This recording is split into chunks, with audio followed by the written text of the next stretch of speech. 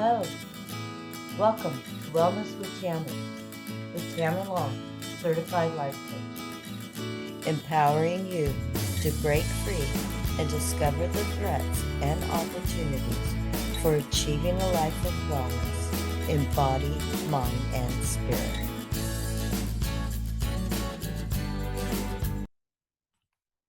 Hello, let's talk about name calling. Calling someone names is most usually done by children. Name calling is actually abusive. Adults who choose name calling usually have a low emotional intelligence and lack emotional maturity. The displaced aggression is psychological projection. Oftentimes, what Sally says about Susie says a lot more about Sally than it does Susie. Psychological projection is a defense mechanism where the individual will attribute their own unacceptable thoughts, feelings, or motives to another person.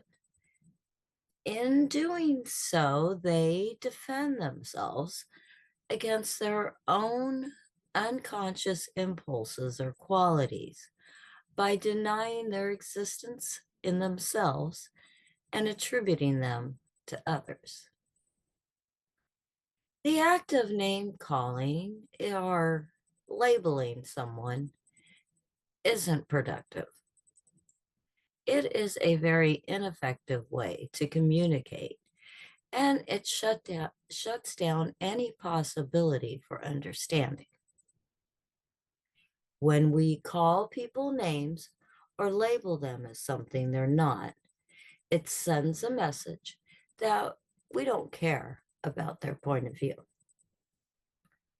This most commonly stems from feelings of insecurity or envy, an inability to articulate our thoughts, reacting instead on our emotional impulse, and believing others aren't worthy of our kindness.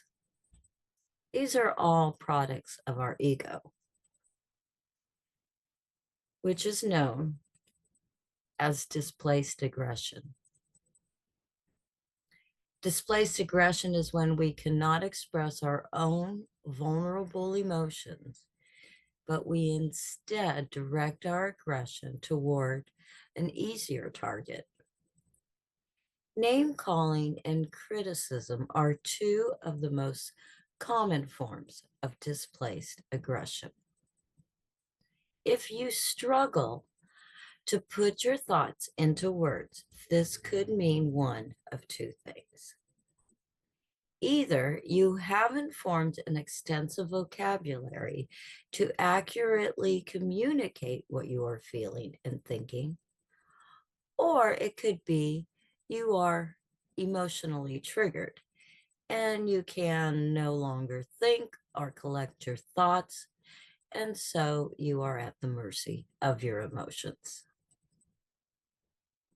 If you don't care or feel bad about what you said, it's likely due to extreme social polarization.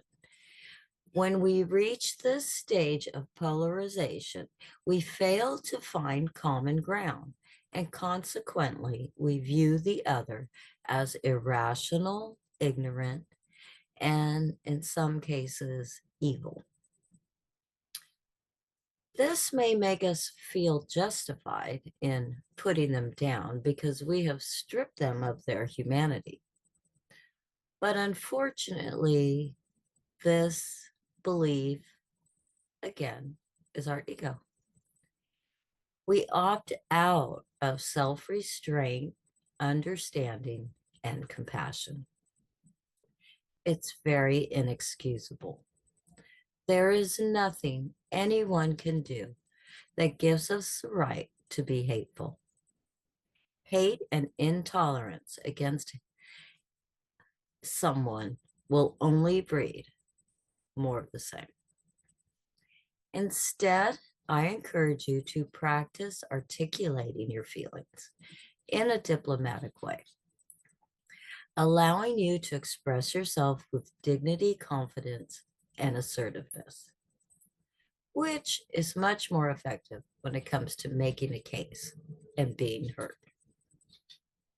While we cannot control how others will respond, we can, however, control ourselves.